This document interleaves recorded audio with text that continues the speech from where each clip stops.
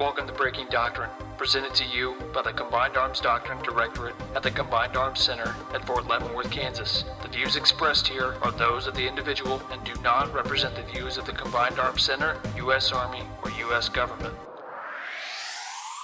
Welcome to Breaking Doctrine, a U.S. Army Combined Arms Center podcast on emerging doctrine and the Army's vision of warfare. Hello, I'm Lieutenant Colonel Lisa Becker, and this podcast topic is airspace as a weapon, focusing on the upcoming publication of FM 3-52, Airspace. Usually we wait until after a book is published, but because airspace is such a relevant topic on today's battlefield, we decided to give you a peek at how FM 352 is changing. We welcome back to the show Colonel John Sandor, Director of the Army Joint Support Team at Hurlburt Field, Florida. We also welcome back CW4 Austin Kilpatrick. He works at First Corps as the Senior Air Traffic and Airspace Management Technician. Gentlemen, welcome back to the show. Thank you. Thanks for having us. So FM 352 is currently in final draft staffing, and we don't expect too many changes before publication. Let's look at the first visible change. Before you even get past the first page, you will notice that the name changed from Airspace Control in the 2016 version to just Airspace. What was your thought process on the name change?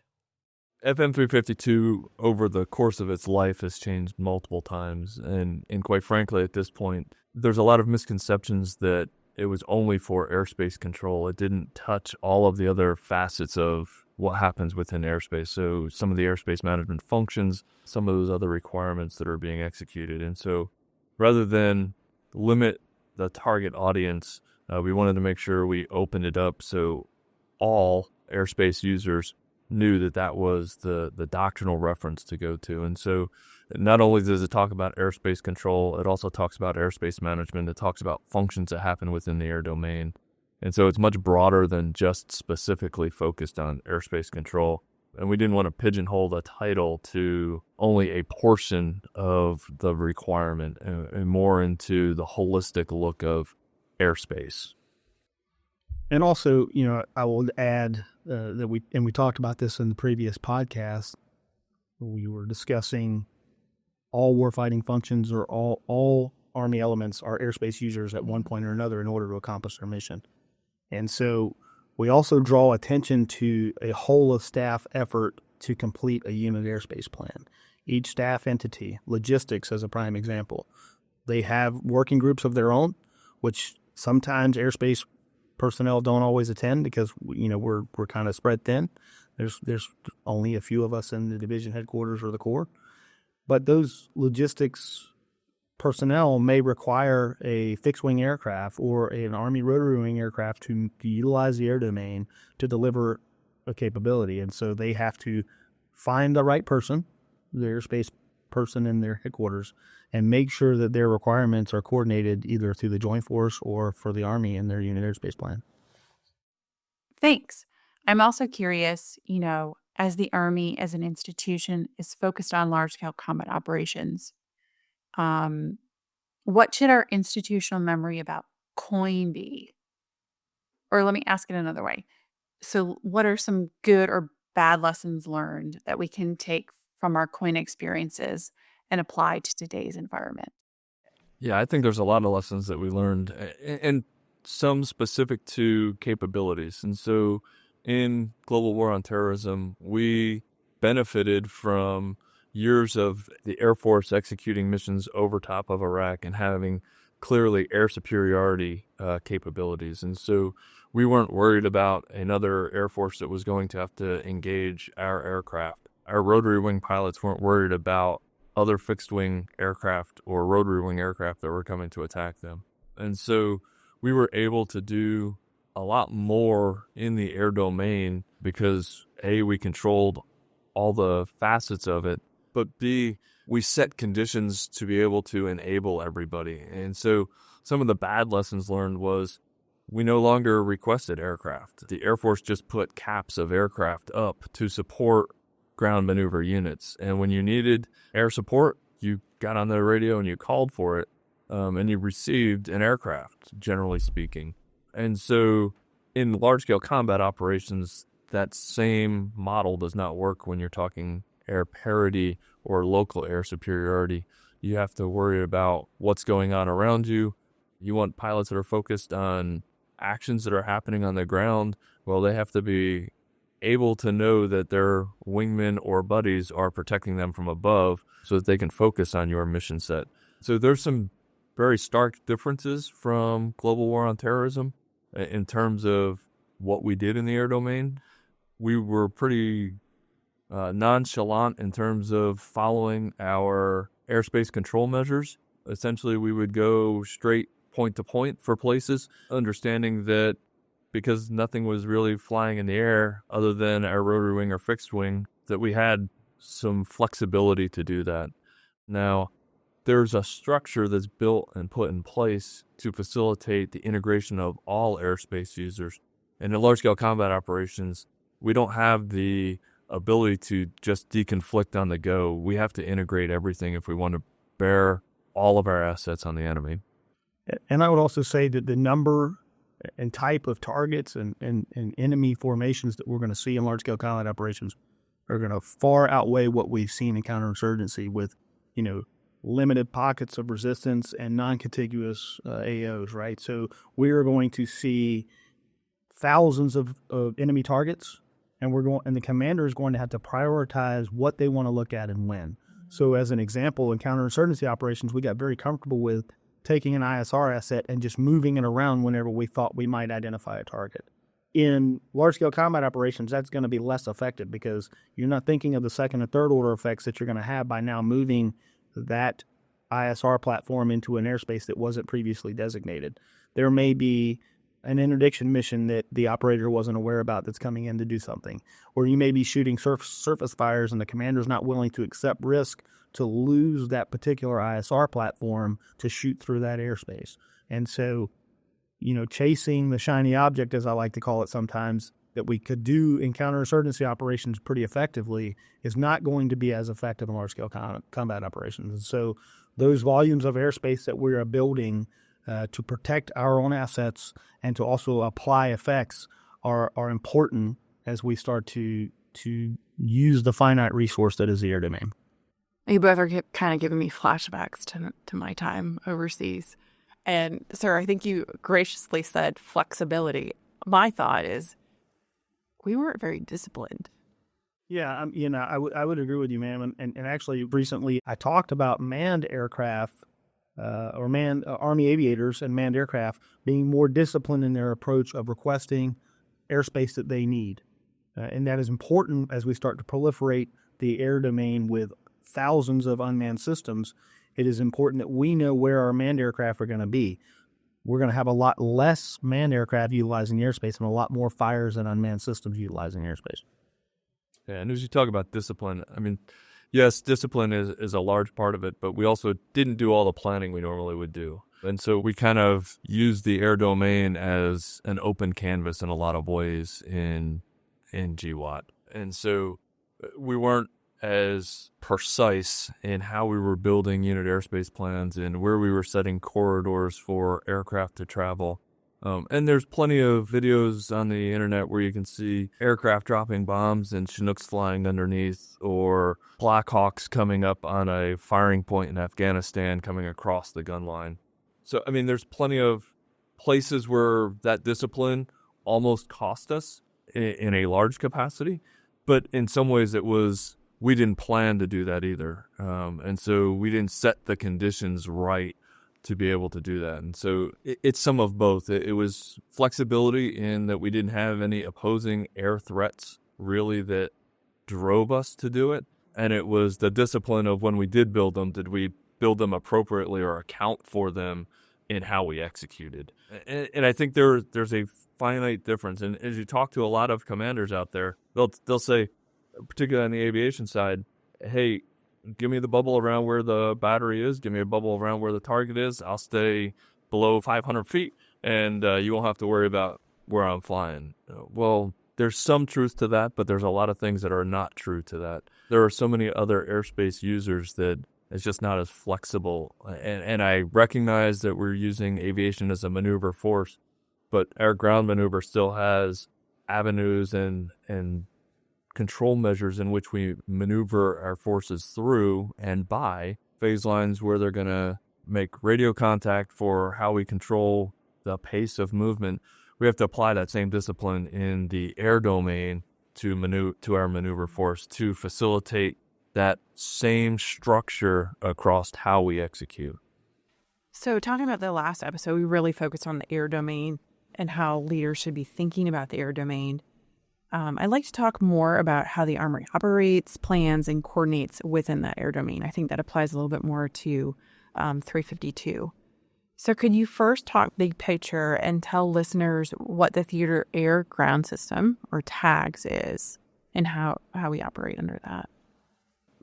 I'll take that one, ma'am. So the Theater Air Ground System is a doctrinal framework for the Joint Force to form the airspace control system.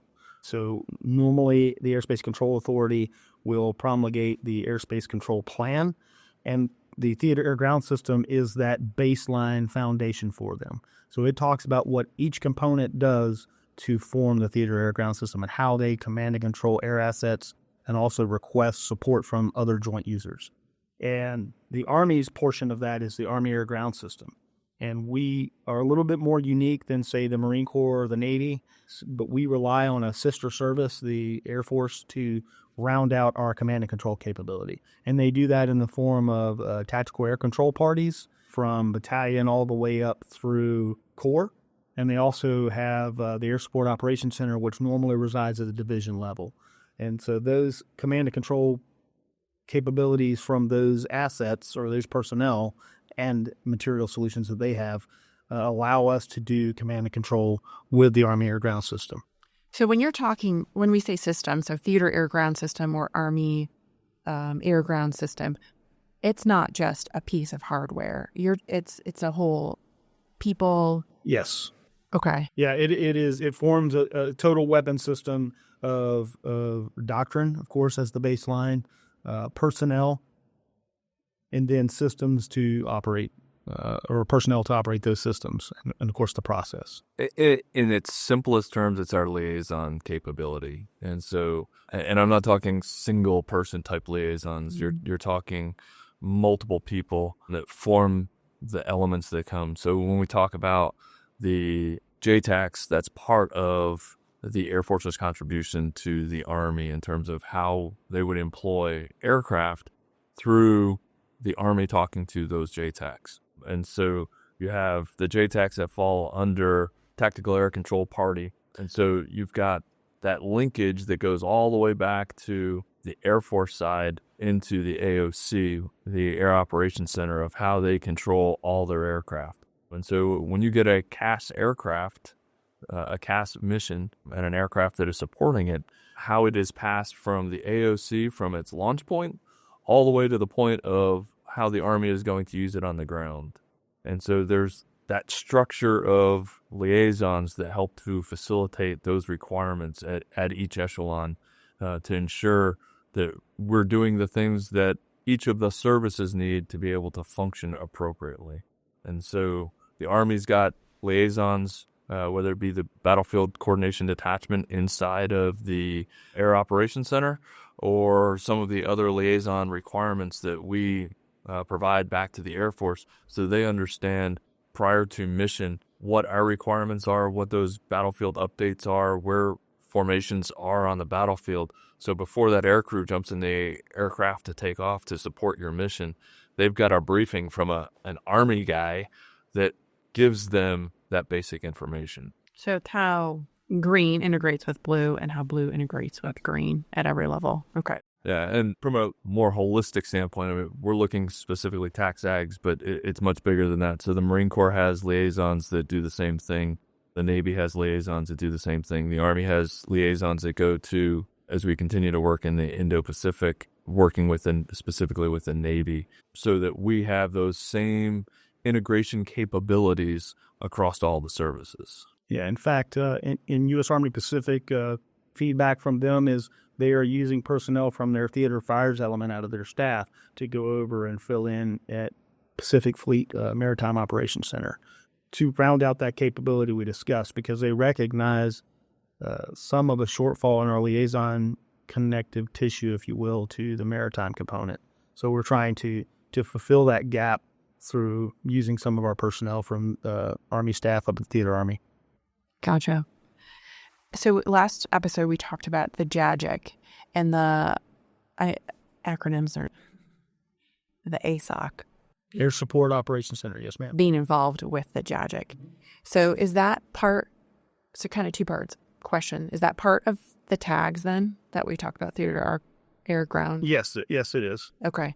And then the second part is I'd like to talk more about kind of the history of the JAGIC, or the JAGIC TTP, how that was formed. And I don't even know what we had before the JAGIC. That was before my time, I feel like.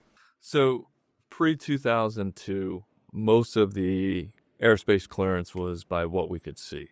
And it was less about all of the other procedures that we've put in place. The Army has always operated in a procedural control. We build the procedural control measures, and we expect the discipline to use those measures. And so our ability to integrate surface fires, our ability to integrate aircraft, were all accounted for in those procedures. And quite frankly, prior to 2002, you had a handful of, particularly at the brigade and division level, you had a handful of rotary wing capabilities and you had a handful of fixed wing capabilities that you would get. We did not have anywhere near the number of, well, quite frankly, before 2002, we really had no UAS capabilities at those echelons. And so the airspace was much simpler in terms of how we would facilitate operations using the air domain. Post, and I would offer that really about 2008, 2009, as UAS really started to proliferate airspace, artillery started to gain longer ranges. Our rotary wing, we looked at how we would get them deeper into the fight. We started to realize that we had a stretch capability that we didn't really understand how we could do all the functions that we wanted to, and we needed a capability to get there. And 2008 is when the Army and the Air Force really started to have the first conversations, and that was pre-named, but that was really the genesis of the JAGIC. So the Army and the Air Force spent about 3 years doing experimentation starting in around 2008. About 2011 is when they started to bring online what we would now call the JAGIC, but it was kind of a shell of a JAGIC. Really about 2015, 2016, with the rewrite of the JAGIC TTP, really the second rewrite at that point, really brought the JAGIC into what we see today. And so that functional capability of the teaming requirements, the systems, how they facilitate operations, having the right people from air defense community, from the aviation community, from the fires community, from the Air Force, all brought together to facilitate the common understanding of what was going on in the air domain and being able to articulate that to all joint airspace users is really where the JAGIC, in a lot of ways, changed. Pre-2015, we were still kind of storming and norming to figure out how that fit together. Around 2016, 2017 is when we really started to move the ball, if you will, in terms of what the JAGIC was, how it functioned, the specific authorities that came with the JAGIC from the Airspace Control Authority. And the Army realized that in order for us to do this, we had to develop some sort of academic capability to teach what does doctrine say about airspace. Because previous to that, there were some discussions in some PME, but it wasn't holistically focused on what airspace was. And that was really the genesis of the Echelons Above Brigade airspace course that is really the feeder for the JAGIC. So folks actually understand, what does joint doctrine say? What does Army doctrine say? What does Air Force doctrine say in terms of application of air power? How do we facilitate the Army's use of airspace? What are the right measures and capabilities to be able to do that? And that's where Army Joint Support Team in 2016-17 really picked up the Echelons Above Brigade airspace course, developed the specialized joint airspace training and really started to move JAGIC to what we see today. And my understanding is JAGIC is only at the division level. Is there any appetite for it to be at the corps level? So we do hear a lot of commanders saying that they want a JAGIC or a Joint Air Ground Integration Center within their corps headquarters. This is kind of in large part potentially due to a misunderstanding of what the JAGIC capability really is providing and what it was designed to do. We talked about history.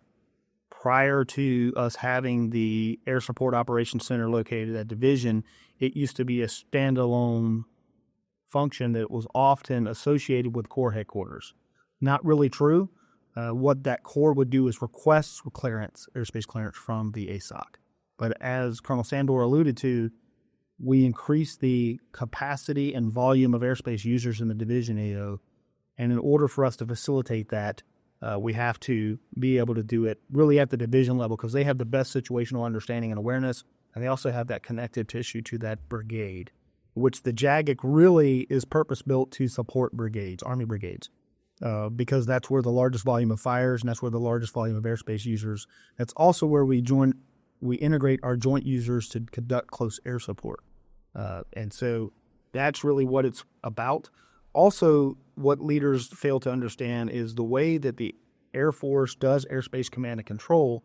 If you move an ASOC out of one division, you, in essence, lose that capability at all divisions. Because if you pull that ASOC up to Corps, the Air Force does not stack ASOCs.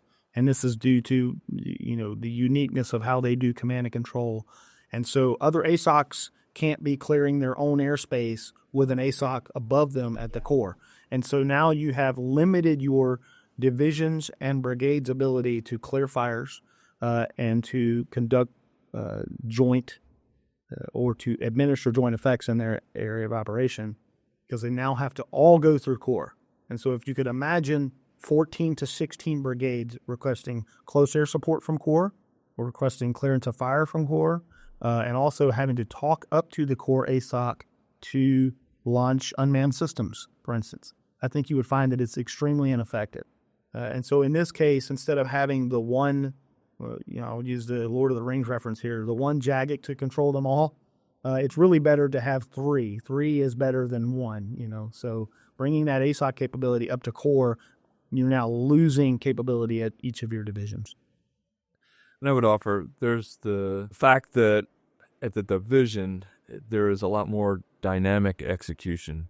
Things are changing faster on the battlefield, particularly in the air domain, of how the division is going to execute the fight.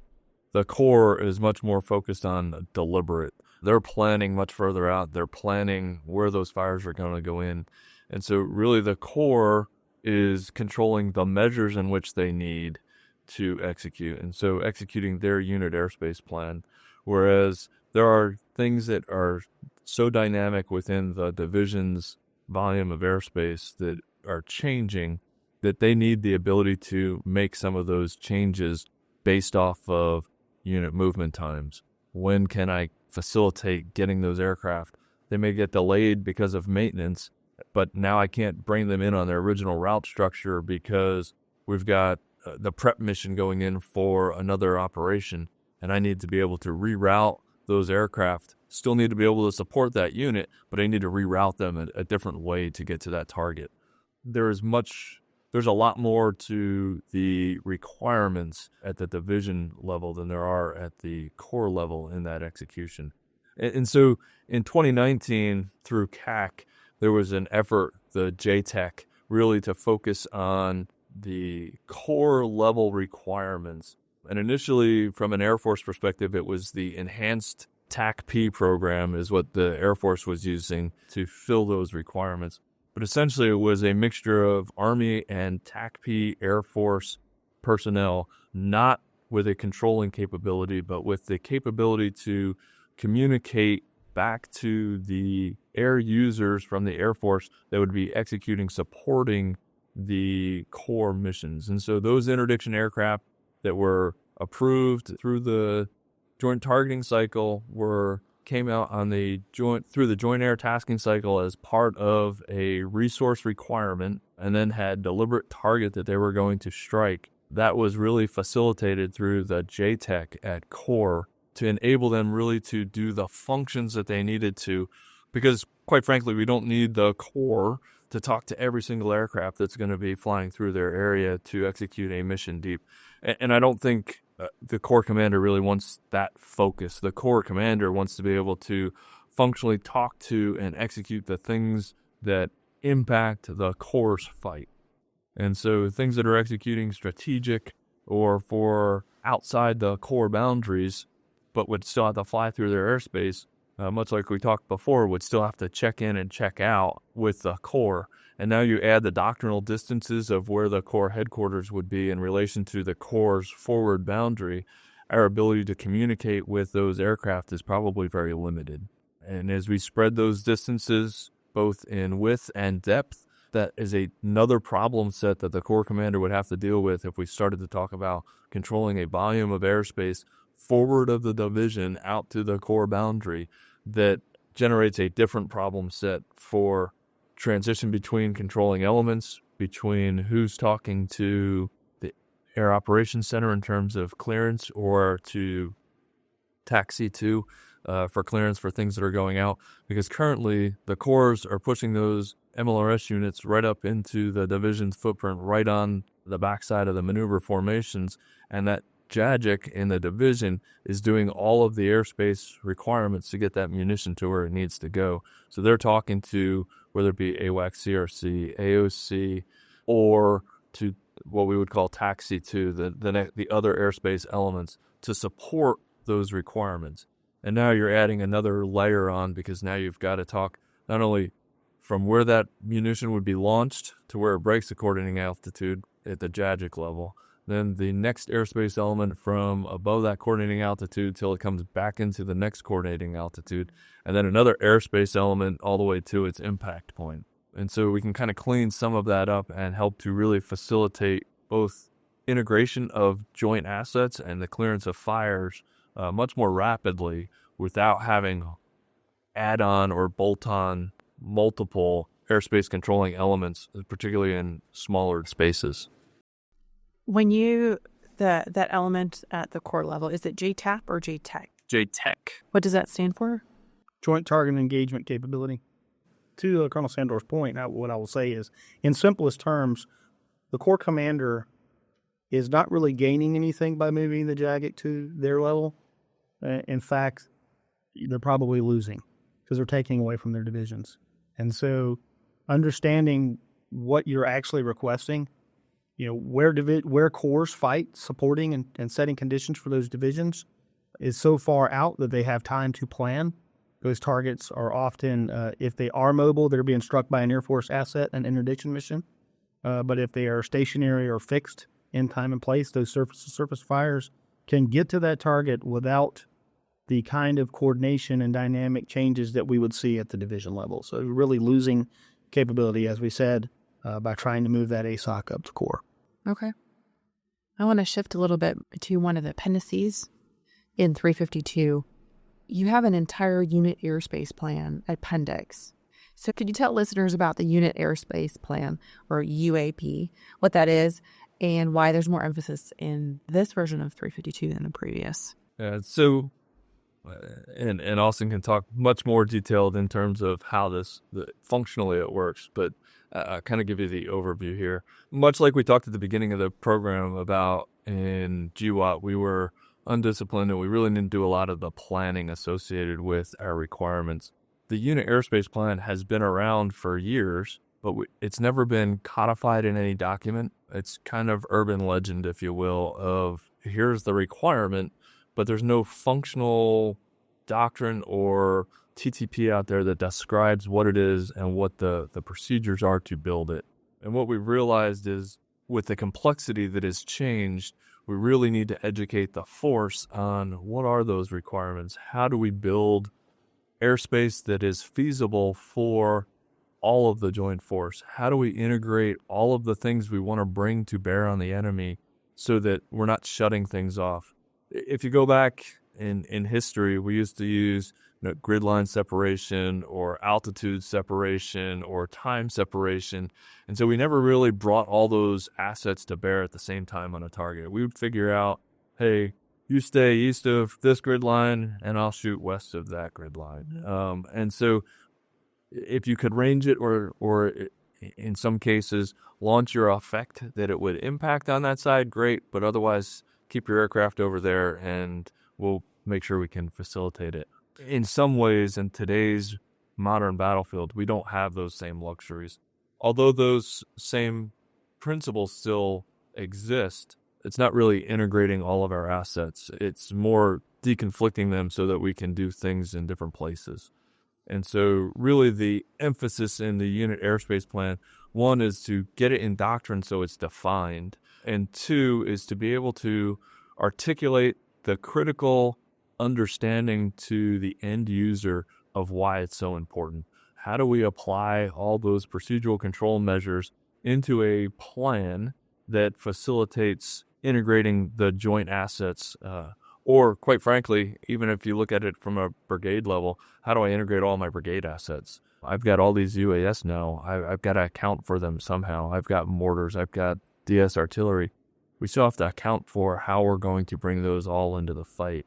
And so this is the attempt to get back to what really has been the hallmark previously of procedural control, but put it into a doctrinal format that now codifies what those requirements really are. Yeah, and I would add to that, the Unit Airspace Plan before was viewed as just the 150 Alpha's job. Now, your 150 Alpha does make sure he has those requirements integrated and sends them up on systems to make sure they're coordinated, which this Tactical Airspace Integration System is how we do that. But it is a whole of staff effort. And that is one thing that as we teach the courses down in Hurlburt, we've been really kind of understanding. And so a very smart Major Young came through our course, and he assisted us. He's from the Mission Command Training Program. He assisted us in trying to write a sort of matrix of what warfighting functions were responsible to provide what and help us. And so that's really what the UAP appendix does, is it shows leaders of those warfighting functions things that they may want to consider when they're trying to contribute to or request airspace. And so we break it out like that by warfighting function and the things that you need to see, because it is the compilation of maneuver control measures, fire support coordination measures, airspace coordinating measures, and air defense measures all coupled into one planning package that goes up digitally to the air component for inclusion on the airspace control order. Kilpatrick's exactly right on this. But what I would say is, because as you build it from the brigade, you build it to the division, and you submit as you move it from echelon to echelon, the piece that we as an Army fail to really understand is we think that we're waiting for the Air Force to approve a lot of those measures. In a lot of ways, particularly if the JAGIC has been delegated a volume of airspace, we're approving those measures ourselves, and we're informing the rest of the Joint Force of what those measures are by getting it included into the airspace control order. We're not asking the Air Force to approve those measures for inclusion. We're telling them that that's what we approved and what needs to be included.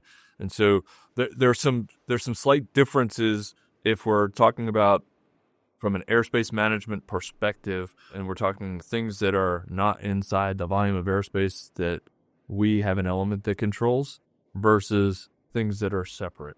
So if it's inside that element that we control, then we, the Army, are approving our measures and setting those conditions. We may have things or requirements from the Joint Force that we have to execute within there, but we are building those measures in and articulating where they are. Some of the joint measures we may have to negotiate with the Air Force where we need it, based off our operations and how they have to do fueling and refuel operations to get those aircraft to where they need to.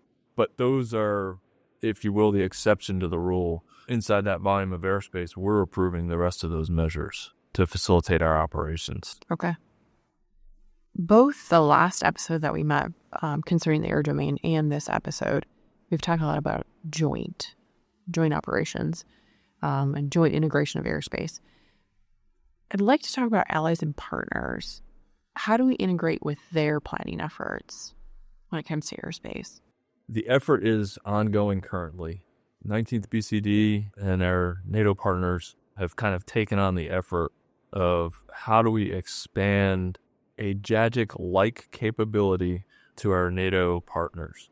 Most of our NATO partners, at least currently, have very distinct doctrine that separates things that ground forces do and things that the air forces do.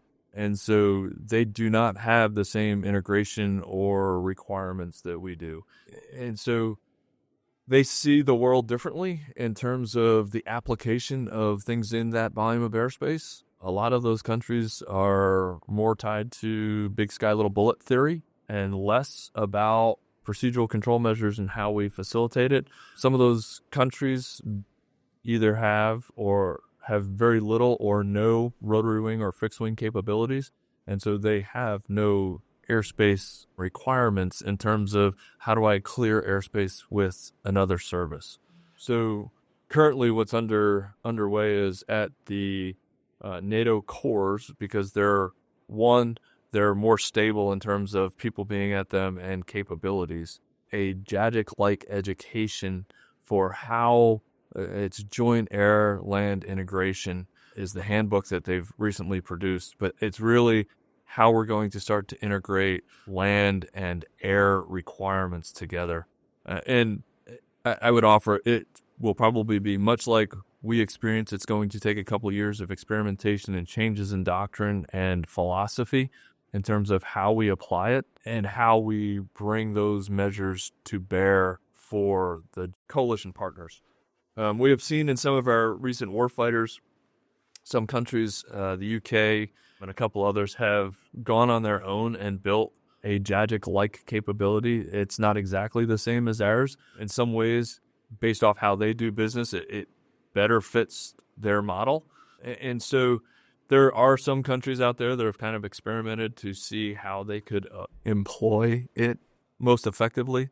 But some countries are still trying to figure it out. And here recently, as more countries are starting to get rocket-type systems, whether it be from U.S. or from other countries in terms of MLRS, multiple launch rocket systems, or the high mobility rocket systems and HIMARS, or like capabilities, they're realizing that there is a greater need to understand where in the air domain those assets reside.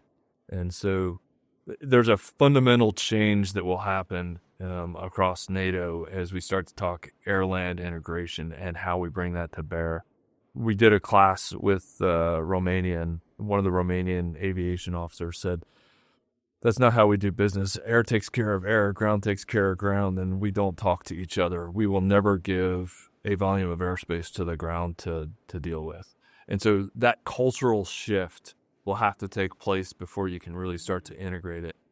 And where I think it becomes, at least in the near term, a problem is as you look at the reduction in scale of the Air Force in terms of number of aircraft currently, and you look at the European problem set, as you build the air requirements, it will be a coalition effort with airframes from all of those countries.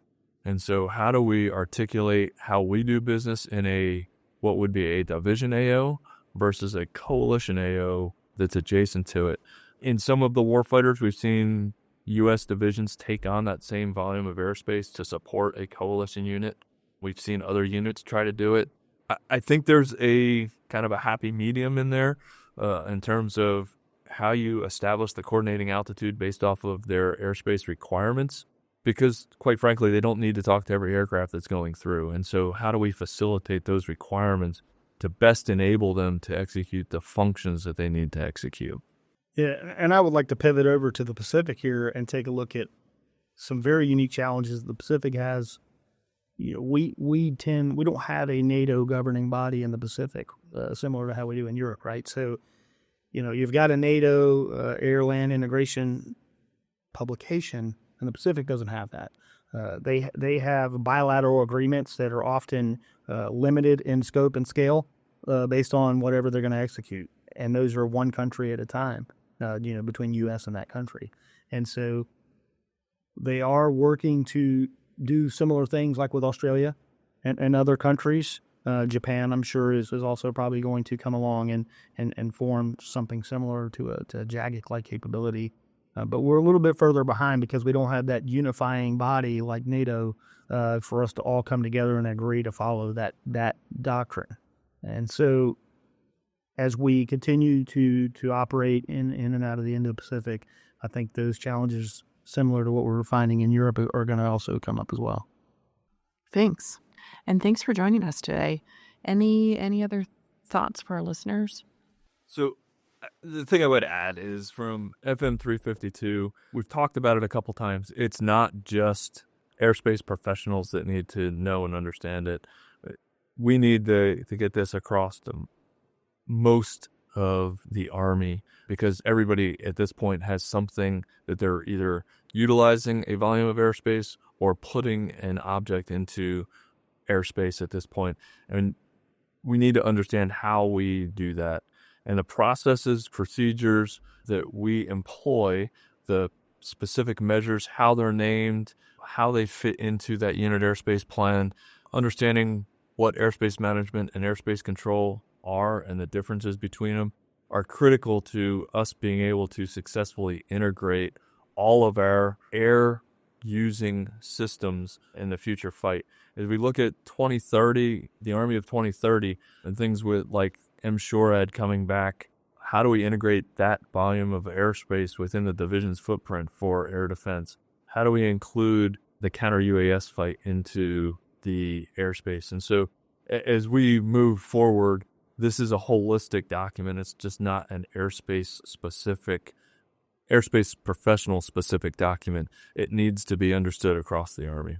And I would also add, as we start to move toward 2030, our planning efforts are going to grow more important than ever with the introduction of AI and machine learning.